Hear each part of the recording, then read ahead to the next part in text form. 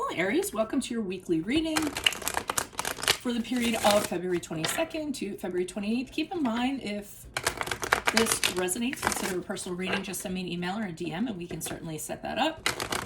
Let's get to your reading. Holy Spirit, angels, divine guides, universe, can you please provide your truth, your wisdom, your clarity, and your insight for Aries for the period of February 22nd to February 28th? What do you see? What do they need to know to help them reach your higher ground, become closer to the universe and closer to divine? Any messages you have for Aries for the period of February 22nd to February 28th would be greatly appreciated. We thank you. What are the general energies that you see for Aries for the week of February 22nd to the 28th? We have the Ten of Pentacles in the upright. Make sure you click on the link below for your weekly extra. I'm changing those. So this week we're working on weaknesses. So in that video for you Aries will be, how can you be less impulsive? That's what your weekly extra will be. Challenge position, we have the Ten of Wands in the upright. In my playlist, 2021 Sun Moon predictions, what is your ideal career based on your midheaven, and what is your compatibility with your partner's sun sign? Advice, we have the Knight of Swords in the reversed. Ask me a question on Instant Go. Check me out on Facebook, Instagram, and TikTok. Like, share, subscribe, or donate. Otherwise, we end on the High Priestess in the upright. Okay, so this could be a family situation or whatever you kind of consider your family. Some people consider their workplace their family. Some people consider their friends the family. So what I'm seeing is a really solid place. So like I said, like family, work, it's a general reading, so it's hard for me to kind of specify. It could even kind of be a relationship if you consider the person you're in a relationship, your family. So, I mean, I feel like this is a situation where it's solid, you're building on it, you want it to kind of last for a long period of time, and you really want to invest in it.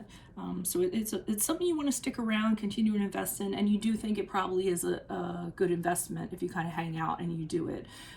That over the long term, it's going to mature to greatness, whatever that entity is. Now, the problem is, or the challenge is the Ten of Wands in the upright. And what I'm seeing is this is going to require a lot of work on your part, and dedication on your part. I mean, I'm talking really exhausting, really probably working the hardest than you ever had in your life. Let's say it's a family property of some sort, for instance. It is going to be really back-breaking labor to kind of get this property to where it needs to be. So that's a challenge for you because you know how much you're going to have to put in, either in a physical sense, mostly a physical sense for the Ten of Wands in the upright. It's just where you're taking on way more than you need to bear. It can be in a mental sense too. Just the stress is just absolutely exhausting because there's huge amounts of responsibilities that come along with it. So that's the challenge, and you wondering, am I going to be able to handle it all? Can I commit to doing all that for the long term? Now, advice is this Knight of Swords in the reverse. And what this is kind of saying is, if you aren't going to do it, then don't say you're going to do it. Because the Knight of Wands the Knight of Swords, he'll come in and he'll be all about something. He's like, yeah, you know, I'll do it. I can see it. I can totally, like, whatever, I'm there. But he doesn't have follow through. He doesn't do what he says. I always say with the Knight of Swords, he's really good at opening the sale, but he's not a good closer. So, I mean, if you're going to talk a good game and you're not going to kind of stick to it, then don't waste people's time is what I'm kind of getting. You're going to need to decide whether you're in or out. And if you are in, then it's going to be for the long haul. It's going to be an investment and you're going to need to commit to it. Moving forward, we have the High Priestess in the upright. So as you move forward from this reading or this week, I see you kind of going within yourself and really having internal conversations with yourself about how you feel about this. Can I do this? Can I commit to this? Will it work out? You know, and getting in touch with yourself. What's your gut telling you? What's your hunch telling you? Because you really don't know how to kind of decide. You don't know if you have it within you. And the only person that can kind of decide that is going to be you. And the High Priestess in the upright is also about trusting yourself. So as you move on from this reading, once you have that internal conversation, and there's going to be this point where you have to say, okay, I need to trust that this is the right thing to do, and then I need to go full hog, okay? Why is the Ten of Pentacles here in the upright for Aries? Who's this person with this energy? Additional messages for the Ten of Pentacles in the upright for Aries. Who's this person? What's this energy? Why is the Ten of Pentacles here? Okay, so whatever this is, you have a connection, I feel. And the Lover's card in reverse is a card of Gemini, and I'm feeling as though I don't know if you got into this situation because at first you were really drawn to it.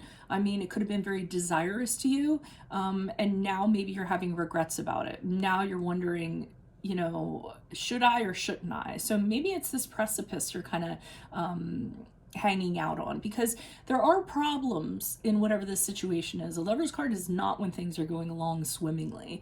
It's arguments are happening, discord is happening, people are talking about separating, breaking up. Sometimes you can't stand the other person. It's just becomes corrupt. So I think you're trying to decide, can this be repaired? Can this be turned into a really solid thing? Yes, it can, but then there's a whole bunch of work that's going to be involved with it.